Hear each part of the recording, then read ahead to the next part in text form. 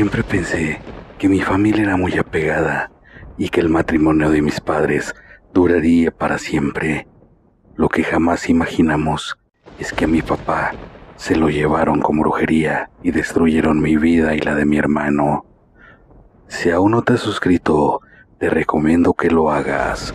No te vas a arrepentir.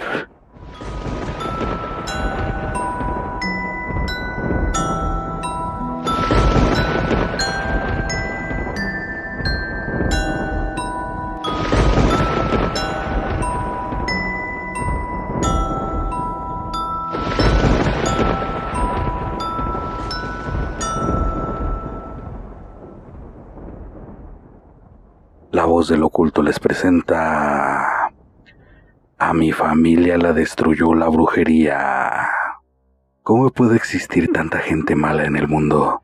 Y no es que yo sea la más buena, pero las cosas que me han pasado a mí y a mi hermano, la verdad, jamás se lo desearía a nadie. Cuando era una niña, sentía que teníamos una muy buena familia. Mi padre era muy estricto y frío para con nosotros, pero sabíamos que siempre estaba ahí cuando lo necesitamos. Él se dedicaba a la carpintería.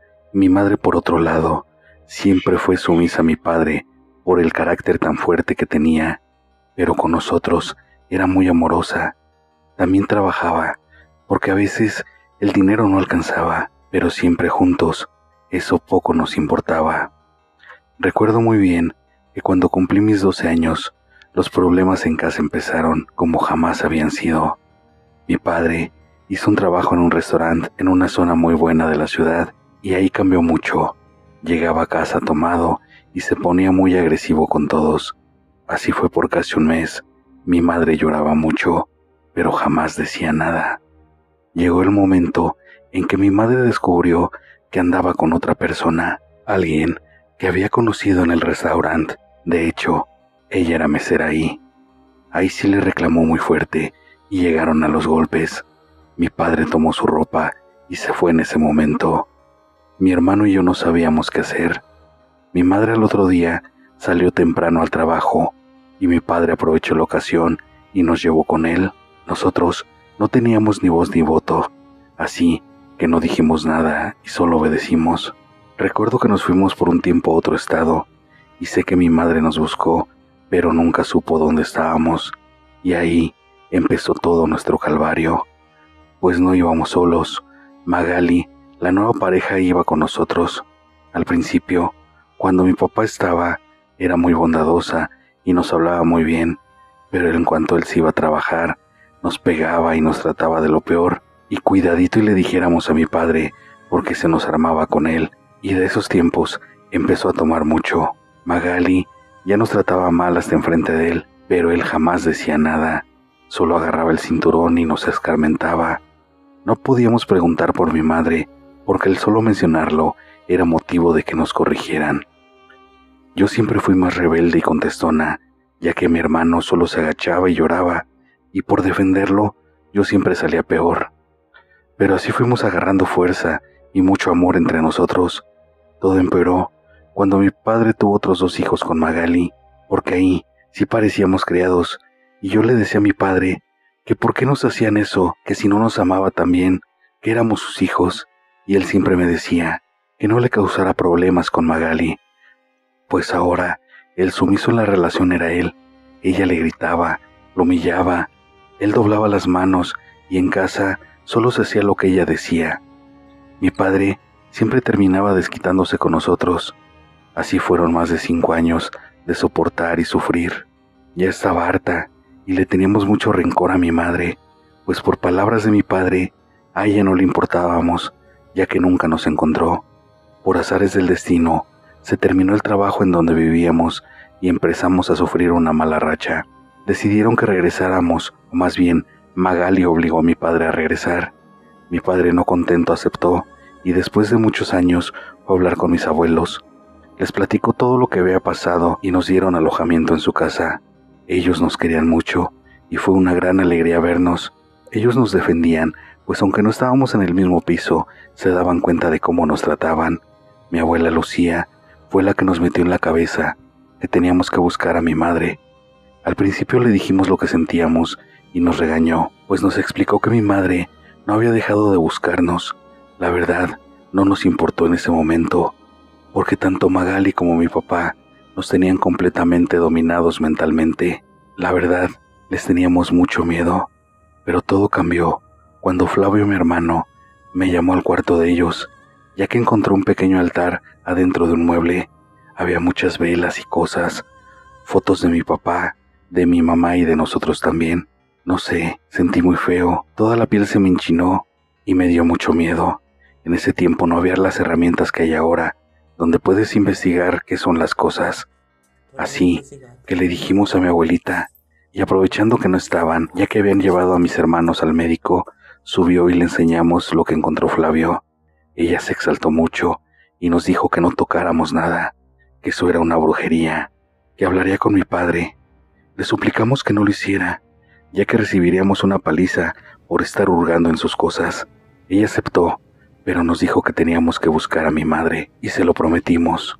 Para que pudiéramos salir de la casa con más libertad, ella le exigió a mi padre que teníamos que seguir estudiando, pero él, en un principio no le hizo caso, hasta que el ultimátum se lo puso mi abuelo. A ver, si mis nietos no van a la escuela, ya puedes ir agarrando tus cositas y largarte de mi casa, pero ellos se van a quedar aquí. A regañadientes aceptó, y aunque Magali se enojó mucho, no pudieron hacer nada más, porque mi papá sabía que las amenazas de mi abuelo se podían volver realidad y no tendrían a dónde irse. Nos metieron en la escuela, y por un tiempo hicimos todo lo que mi abuelita decía. Ya cuando mi padre estaba confiado, mi abuela nos dio la dirección de mi madre, pues no nos acordábamos muy bien dónde era su casa. Cuando la vimos, fueron muchos sentimientos encontrados, más porque ella estaba muy enferma, estaba delgada, casi en los huesos. Nos platicó de sus males y todos los años que tenía con ellos. Aparte, la depresión que le había causado mi padre al llevarnos lejos. Le explicamos cómo era la situación. Mi mamá nos dijo que teníamos todo su apoyo. Fue un gusto volver a ver a mis abuelos maternos, a mis tíos y a mis tías. Obviamente conocer a los nuevos integrantes de la familia. Mi madre nos dijo que lucharía por nosotros legalmente, pero mi hermano le propuso que él estaba a punto de cumplir su mayoría de edad y que a mí me faltaba un año, que nos esperábamos para que no estuviéramos en problemas legales, y que mientras teníamos que ver qué le ocurrió a mi mamá, pues por más médicos que había visto, no le decían que tenía. Ella al principio no quería, decía que no nos quería volver a perder, pero le dije que tenía que ser fuerte por nosotros, que la necesitábamos. Así que un tío nos dio una cámara y nos dijo que tomáramos fotos a lo que habíamos encontrado, que él conoció unos santeros y que él creía que mi mamá tenía brujería, igual que mi papá, y si era así como lo descubrimos, nosotros también estaríamos embrujados. Entonces, mi madre aceptó. Por varios días no los vimos para que mi padre no sospechara. En ese tiempo tomamos las fotos y describimos en una libreta todo lo que había en el altar, pero para nuestra sorpresa, cuando tomamos las fotos, también habían unas de mis abuelos paternos. Esa mujer no tenía límites. Le volvimos a decir a mi abuela Lucía, y ella estaba muerta de miedo, pues creía mucho en la brujería y sabía lo que le estaban haciendo.